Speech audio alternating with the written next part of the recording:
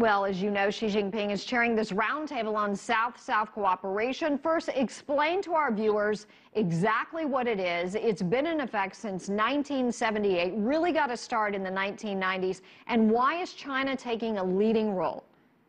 China has focused, of course, for several decades on its own development. That's all it could do. But having brought hundreds of billions of people out of poverty and really the greatest developmental success story perhaps in the history of the world, China now emerges as the second largest economy, and that brings responsibilities. The world is an uneven place. China knows about imbalances. China itself has severe problems with imbalances between coastal and inland, urban and rural. So China is really in an excellent position and with a high responsibility to bring their expertise, their best practices, the problems they struggle with to the rest of the world, particularly in infrastructure development. Now, it's important to understand that the South-South cooperation idea has been around for a long time, but really hasn't made that much progress because of the countries involved really haven't had the resources to do so. What's happening today is part of the UN Sustainable Development Summit.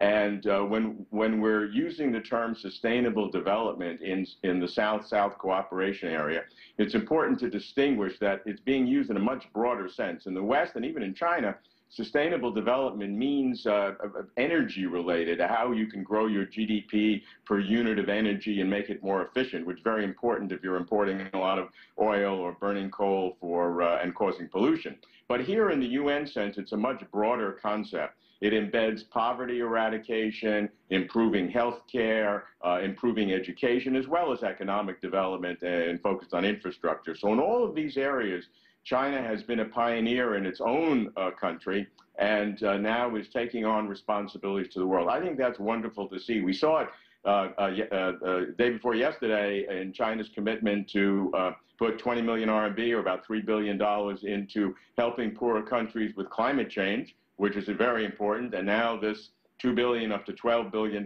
commitment for South-South cooperation across the whole broadly defined sustainable development area. So very welcome development, a part of China's new responsibility in the world. The world needs it.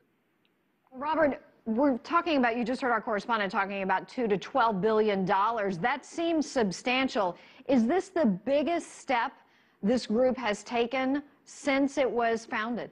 It's an important step.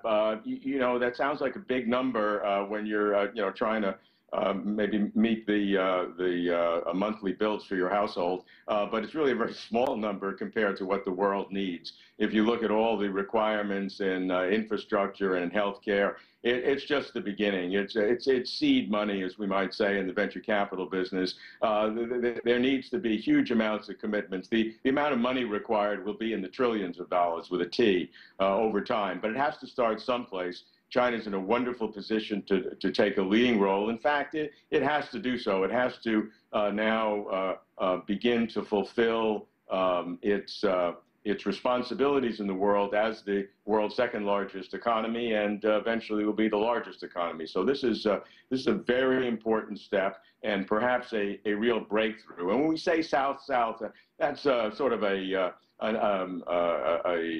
abbreviation, a nice way to put it, but it's an oversimplification. We need all countries cooperating together. It's very important for countries who are developing to help each other. Countries like that need to learn best practices from each other. China's in an excellent position to do that, but it's broader than that. China needs to bring developed countries into it and take a leadership role in the integration. China's in this unique place where it is a developing country broadly, but aspects of China very much a developed country in many areas, in science and culture, economic areas, high-speed rail, construction. China's really a fully developed country. So China has this unique position that can really facilitate and catalyze the world to do what it needs to do to bring all countries up to a sustainable and a reasonable level of development. Yes, we know right now the largest donor this far has been Japan. India, Brazil, South Africa have come in. What more, how much more do we need to see from the North? Well, we need to see it from everyone. I like the idea that the so-called BRICS countries, the countries that you mentioned, Japan not included in that, but Japan as well, everybody needs to take the responsibility. This is not a problem that can be solved by any one country or even a small group of countries. The whole world needs to be involved. We're in a situation where no one in the world can really prosper and be safe ultimately if there are others in the world who are suffering. So we have a global responsibility. We have it to the planet, but we have it to each other. And for our own sake and for the sake of our children and our progeny, it's really critical that we all work together to help the poorest countries in the world. And that's what this is focused on. It's not just developing countries. It's the very poorest countries, the countries that are landlocked and have very low standards of living, in particular in healthcare and education. And there's a lot that can be done. Infrastructure is important, but I would certainly opt for getting the internet and smartphones and cheap computers that can access the internet so that education can work. It will take generations to bring up the the infrastructure of these countries to acceptable standards, but very quickly, literally within a few years, using electronic communication, the internet, we can bring up the intellectual level of the children and the